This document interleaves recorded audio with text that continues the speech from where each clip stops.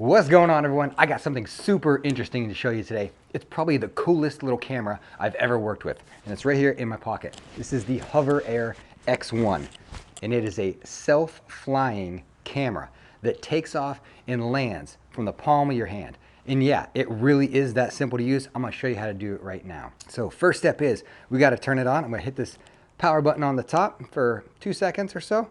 You'll see the green light come on. And that way we know it's ready to go. Now right above that power button, there's another little button which allows you to select one of the 5 or 6 pre-programmed flight paths.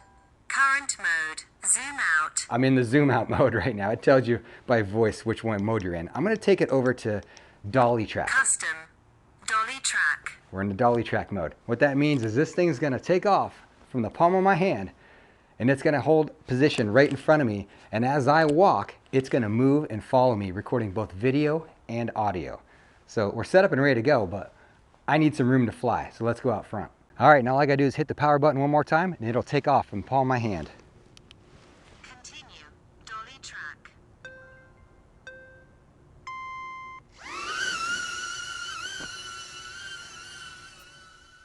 All right, we are up and running. And what you hear right now is the audio from the HOVERAir X1. And you can see the video it's taken. And wherever I move, it's gonna follow me. Now, as a solo YouTuber, it's really hard to try to get third-person perspective like this all the time. But as you can see today, I'm able to capture it pretty flawlessly with the HOVERAir X1.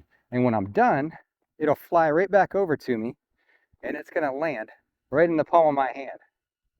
All you gotta do is stop moving for a few seconds and then hold out your hand.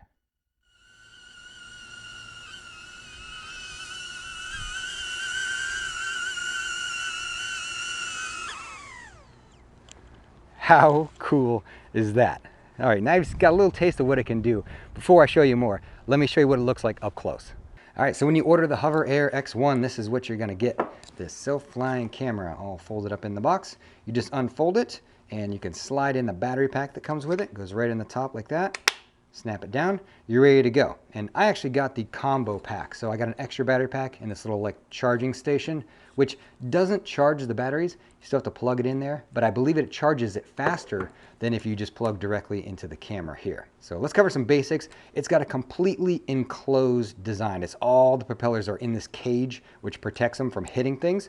And I've actually had this bounce off of tree branches and my four-year-old daughter that whacked it with her hand and it kept going. So I like the enclosed design. That's pretty cool. It's really small. It's really lightweight. I mean, I'll show you compared to my cell phone. I mean, that's pretty small. It's actually smaller than the phone. It weighs less. It's 125 grams. My phone is like 203. So it's easy to fit in your pocket. They do give you a little bag to carry it in. And I think they also sell a carrying case for it too, if you want to keep it more secure. But it's a pretty cool little folding design, very lightweight, very convenient. On the top, you've got your power button, and then this other button above it just selects what mode you want it to be in. It's got some pre-programmed flight paths, and you just push of a button, you select which one you want. On the underside, you've got some more cameras down here. And I think that is for its drive system. It's VIO system, what it uses to navigate. It's reading the ground texture to navigate and follow you around. So I think that's its vision positioning system there. This one on the front is the camera that's recording you. And it's kind of on this like rotating gimbal so it can maintain a smooth video quality. And it's quite nice. I was very pleased with the video quality and also the sound quality out of this too. It records the sound by using your cell phone through the app. But we'll get to that later. Some other basic specs, I believe it can go up in the air altitude of like 45 to 50 feet, and it can fly at 15 miles an hour or 25 kilometers an hour. Now to get this thing up and running, all I had to do was go to my cell phone, download the app, and it walked me all the way through my first flight. And after that, it just kind of opens everything up and you're free to try all the different flight paths yourself. It is so easy to use. I'm gonna walk you through each one of these different flight paths. But let's turn this thing on really quick. So I'm gonna hit the power button. You can see the green light come on, so I know it's powered on. It'll probably tell me what mode it's in. It's got this voice thing. Current mode, custom, Dolly track. I'm in the Dolly track mode. So all you have to do is hit this next button here and it'll toggle all through these 6 different modes. Hover. And it tells you, a voice command which one you're in for each press. Zoom Whatever you select the one you want, you just press this button, the power button, and hold your hand out and it's going to take off. So let's go try all those different functions so you can see what each one looks like. All right, now the first pre-programmed flight path is hover. Let's put it into hover. Hover. We're in hover mode. Now we're going to launch from our hand. We just push the power button. Continue. Hover.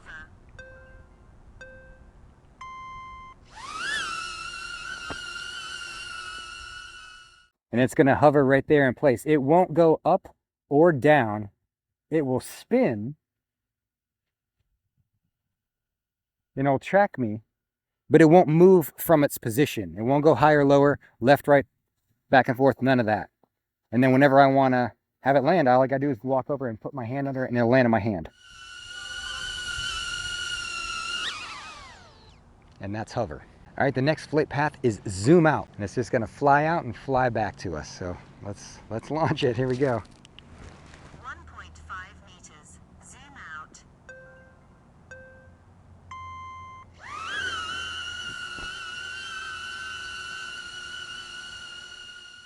All right, so it records on its flight out, and then it stops. And then it'll also record on the flight back in.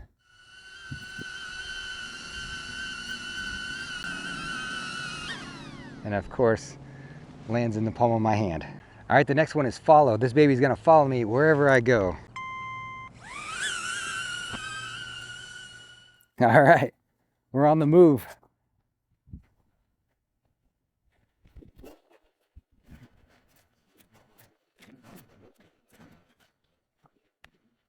Whenever I'm done, just gotta hold out your hand and they'll come land.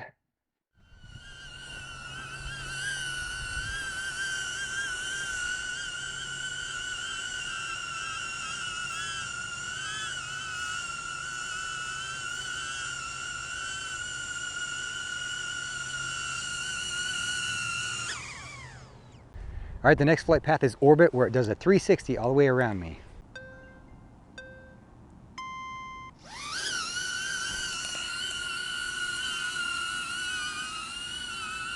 Waiting for that red light. There, red light's on, we're recording.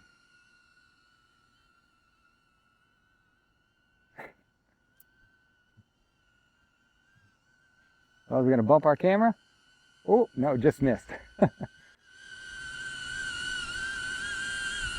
this is all done. Coming back into me here. And lands. All right, next is the bird's eye view. Bird eye. Now I've got it set to about 5 meters, I think. You can set it to go as high as 15 meters, I think, like 45 feet. So it'll give you a pretty good bird's eye view. And you can also set it to spin on the way down, or you can just have it do a straight shot. Only one to go, which is the same one we did on the opener, which is the dolly track. Now in the beginning of this video, I had that dolly track set up to film from far. I've now set it to film from up close. So let's see what that looks like. All right, we're up and running. That was quick. But I don't know how they could make this really any easier. I mean, it flies itself everywhere. And it's just like reading the ground texture to fly. I mean, you don't have to pilot it at all. Wherever I go, this thing is going to go. It'll follow me if I turn and walk away, and if I walk straight at it, it's going to back up and fly blind because there's no cameras behind it. So this is one thing you got to kind of watch where you're driving it and steering it to.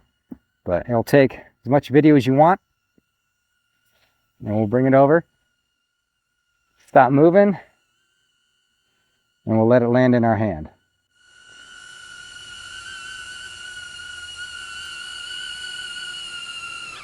I like that one a lot. That is slick. All right, well, as you saw, all these predetermined flight paths are available to you at the push of this button. But you can also access some of the settings by long pressing that button. I'll give you an example. So let's move it over to the zoom out mode. Zoom out. So we're in zoom out. Now if I long press it, it's going to allow me to adjust the distance that it zooms out. So let's long press. 3 meters. Now- Zoom out. Now it's going out 3 meters. If I hit it again, long press, 6 meters. and it'll Zoom out. keep going out further away until it gets to 15 meters, and then it'll start cycling back through. So you can adjust that setting right here from the camera. You don't need to use the app to do it. Now there's a lot of other settings you can adjust in the app. So that's where the app comes in if you really want to fine tune all the different settings. So let's go in there and take a look at that. All right, so this is what the main screen of the app looks like. If we go into hover settings, you can see all the different predetermined flight paths, and you can make fine-tune adjustments from here on what you want this camera to actually do. So let's go into hover, and you can see you can change the duration if you want it going 30 seconds, 60 seconds, 5 minutes. We'll leave it on whatever it was on. I think it had on continuous, so just shoot endlessly. Target tracking I have on. I found that really useful for when I was trying to record myself doing an acceleration on one of the e-bikes. I could put the tracking on and it would follow me as I accelerated away, which is pretty cool. So we'll leave that on. But each one of these flight paths, you can change different settings. So the zoom out, you can set the distance here. You want it to zoom out. You can also change if you want it to be a flat shot or a rise, which is pretty cool that they allow you to adjust things like that. This is a really cool thing. I'm digging this camera if you can't tell. But there's all kinds of different things inside the app that you can switch that you can't do from the camera itself. It only allows you to adjust like one of the settings by using that button. But you come here in the app, you can adjust all kinds of stuff. Now the custom is your last option there. And you can pick, I have it in Dolly track, that's one where it's facing you and following you. They also have snapshot, and I believe I read online that they come in here and they change and put new options in here all the time. That's just why it's called custom mode, because they're kind of, I think, constantly switching it up. But let's go back here. Next setting down here, sound recording on. I turned that on. That's how I was getting audio from the HOVERair while I was taking all those clips. I had the sound recording on, and what it does is you have to have the app opened, and it's using your camera microphone to record the audio. That's how it's getting its audio, and the app is automatically canceling out that propeller noise. It's really cool how well it works. But let's go back to the main screen here, and then when you take a recording, it's all here under the Hover album, and it'll show you everything in here that you've recorded, and it's storing it on the camera until you download it into your phone. So it'll show you kind of a preview, low-grade preview, and then you just hit the download button and it'll automatically download it to your cell phone gallery.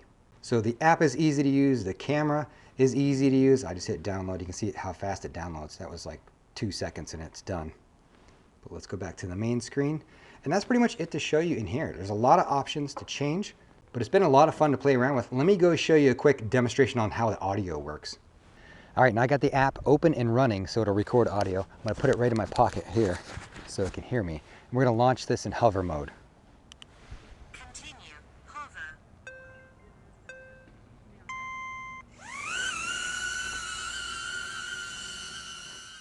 All right, and we're recording. This is the audio that the HOVERair is taking. This is the audio from my lapel mic. And this is the audio from my action camera. You can hear that the HOVERair, I mean, it completely cancels out all that propeller whine noise. And takes, I mean, it's not absolutely amazing audio, but it's pretty good audio. All right, now let's answer some questions you might have.